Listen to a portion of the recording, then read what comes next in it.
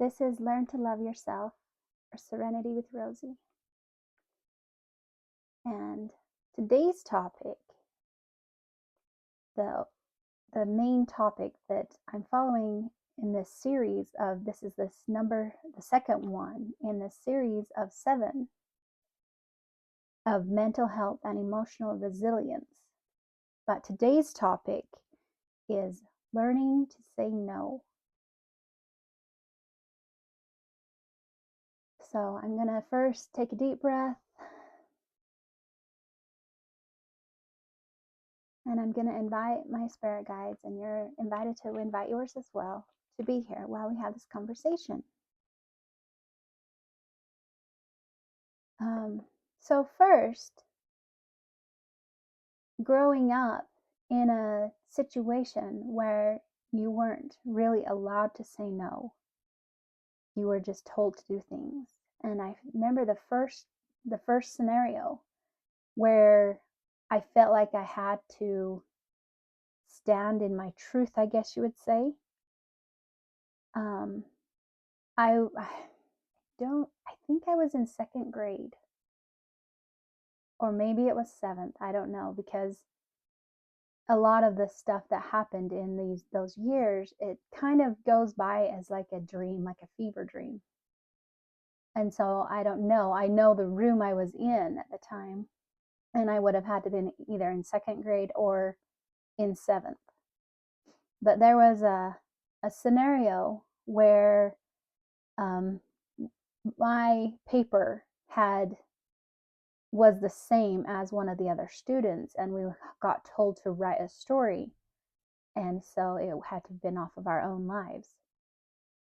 And I had written it, but then I was accused that I had copied someone else's paper. And I remember talking to my family and one of my brothers. I was just like, which it seemed to happen over and over, where the universe put me in situations where I was forced to make a choice, whether I was just going to cave in, because a lot of times I did, because you didn't want to fight. And so you would just agree to whatever was going on. And this is the first time I remember just sticking to my guns, per se. And we were asked if we had copied each other's paper. We both denied it. And it got to the point where I was so horrified, and that people would think that I would do such a thing. And it was just, I just felt like it was tainting my reputation, and that I didn't, I didn't want to be anywhere near that. And so I remember I was just about to give in and say I did it, even though I didn't. And one of my older brothers at the time, he was like, no, if you say you did and you did it, you're still lying. And so I was like, huh. But I remember it got to the point clear where we had to go up to the principal's office, which is Warren Jeffs. We had to go up to see him, and got clear up there. And he was like, did you do this? And I was just like about to say yes. And then I was like, you know what? No. And I was like, no, I didn't. And then he turned and asked the other person, and they were like, well, I just peeked a little. And I was just like, I didn't know what to respond. I was just like, you really brought us all this way just to finally admit the truth. And so, but the whole thing to me was, regardless of the circumstance, having the guts to stand up for what you know is right and not giving in. And so that was my first thing of standing up for myself. And I don't know, maybe it wasn't the first if I was actually in 7th grade, but the other ones would have been around the same time, because, you know, I was confronted with my priesthood head because I was asking too many questions. And that was one thing I was always accused of. I would make teachers feel uncomfortable with the amount of questions that I asked. And I know that they would say that I just talked a lot. The teachers would. But the reason is I didn't really talk to anyone else there, and I wanted to ask questions, and so my questions would make them uncomfortable. So they wanted me to stop asking questions, because then now I'm making them question their world by my questioning. And so I guess I was always a problem starter. I don't know. But the conditions of the church made you feel like it was impossible to say no, although you could. And so there's a lot of scenarios to where, I was reminded that, well, women don't get to do that. You're a woman and women have no rights. And I'm like, but why? Why do they not have rights? And then I got told I asked too many questions. But I'm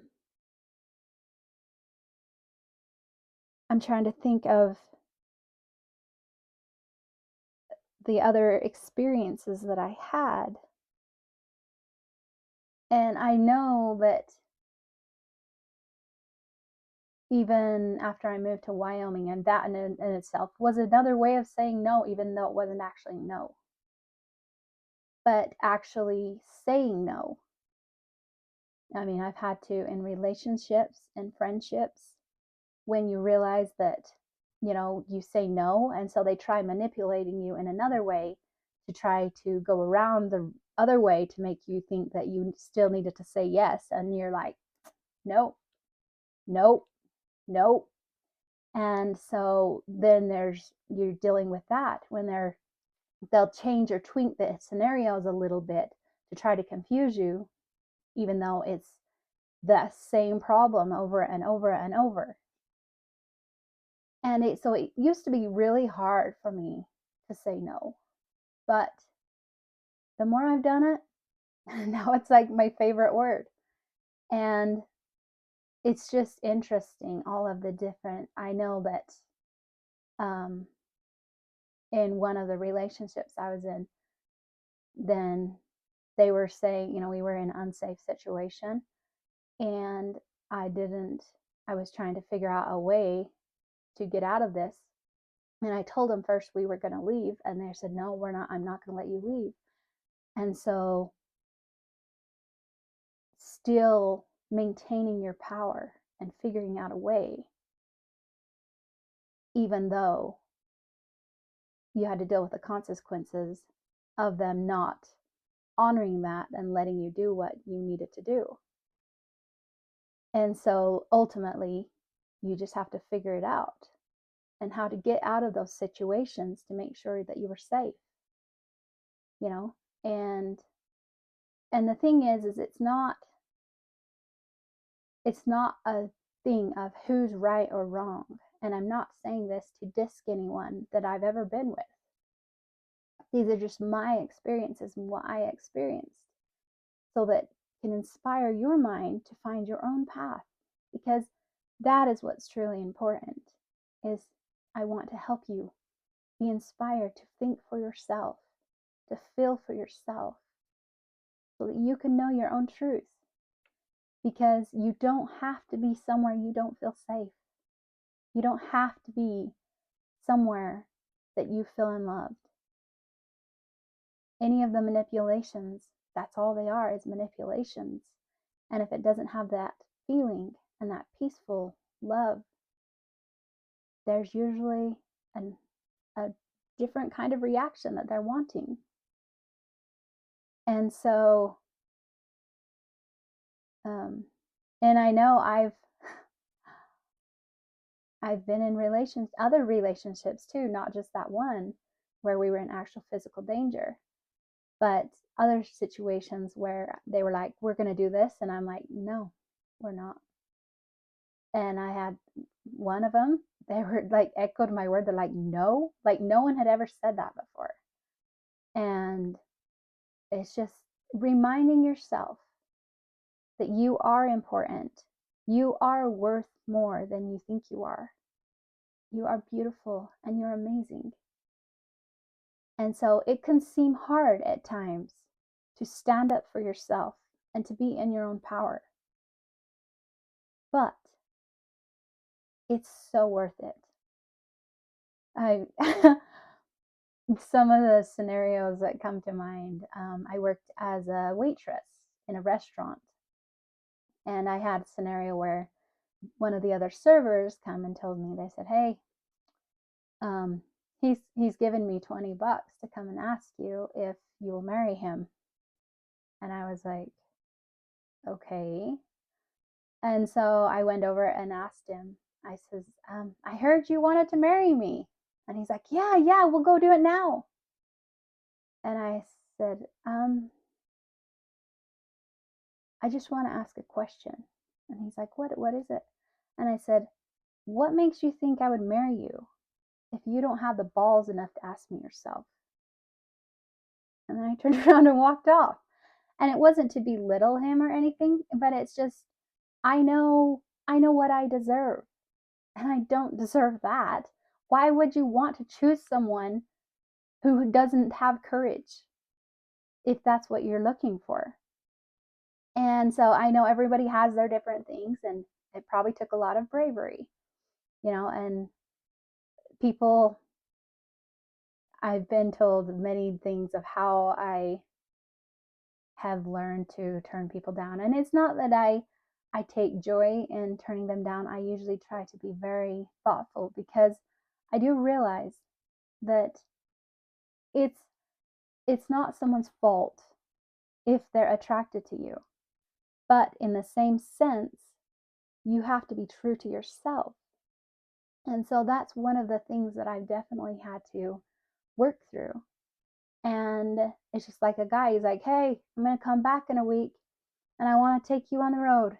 We're going to go for a week to Florida or and see the world." And I'm like, and I tell, as much as I'm flattered that you want to take me with you, I'm not going with you. And he was acted like I bitch slapped him. He was very upset. And that's the thing, is I've tried to be kind about it, because my boundaries are still my boundaries. And just because you feel a way, which I can appreciate, does not mean that you feel that way and as if my feelings don't matter. I mean, I had a guy who couldn't speak much English. He told me that he really wanted to date me, and I should have a relationship. And I said, I don't know. I don't know that you're what I'm looking for. And he's like, "Oh, I'm very loyal. I still talk to my ex-wife." And I sat there and I was like, well, if there wasn't a one no, now there's two. And so, and then him yelling across the store later, "Call me." And I was like, probably not, but thanks for the offer. And it's just, I don't know if there is a correct way to be kind. I mean, I had one guy who come in and was telling me all about his wife. And then the next day he come in and then he commenced to hit on me. And I was like, yeah, no. And he was like, "You know what? You're just a black box of pure evil." And I'm like, "Oh, okay. Well, thank you." And so I think if it's like my daughter come up with a song, and I don't remember honestly who sings it, but it's "You call me a bitch like it's a bad thing." And so it makes you change your mindset to where insults definitely do not bug you anymore, because basically the people who would insult is people who want you to lower their standards. And just because if you know your worth and people can't affect you, then that's one of the most important things. And like, who are you?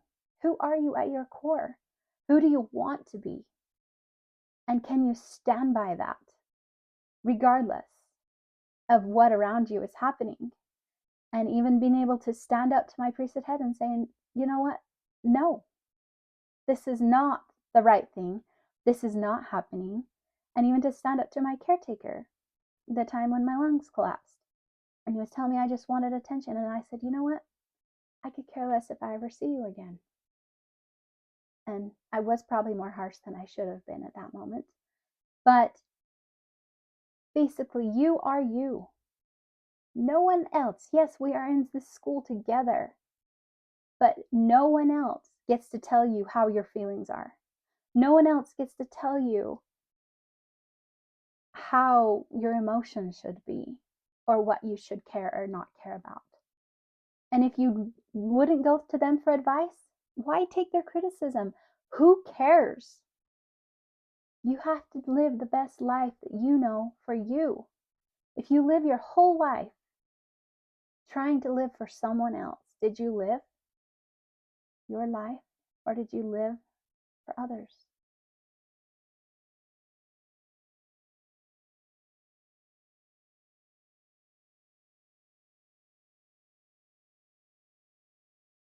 So I don't know.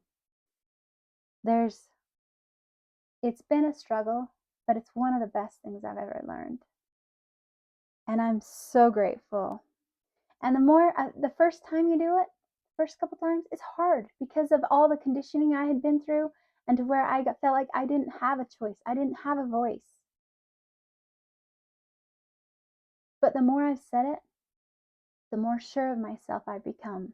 It's almost like when you're trying a skill for the first time, when you first try sewing, or you first try cooking, or you first try repairing plumbing or something, and you're not quite sure, or even driving, and you're not quite sure, you're figuring it out, you're trying to do the best you can. But the more you do it, the easier it becomes.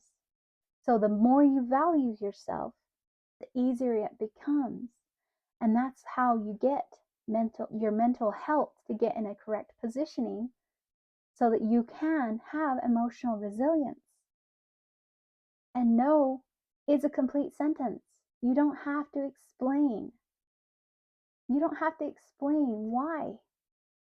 All you have to say is no if it makes you feel uncomfortable, because it is just a boundary.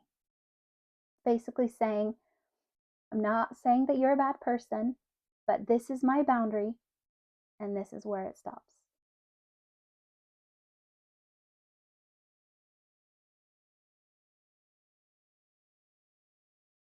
And so I just want to encourage all of you to find your own voice so you can learn how to stand in your truth. Because that's where true happiness is. It's not in money, it's not in wealth. True happiness is how you feel about yourself and your relationship with yourself. That is true wealth. And no one can change that. Doesn't matter. Nothing can change it but you. So really, truly, you have all the power.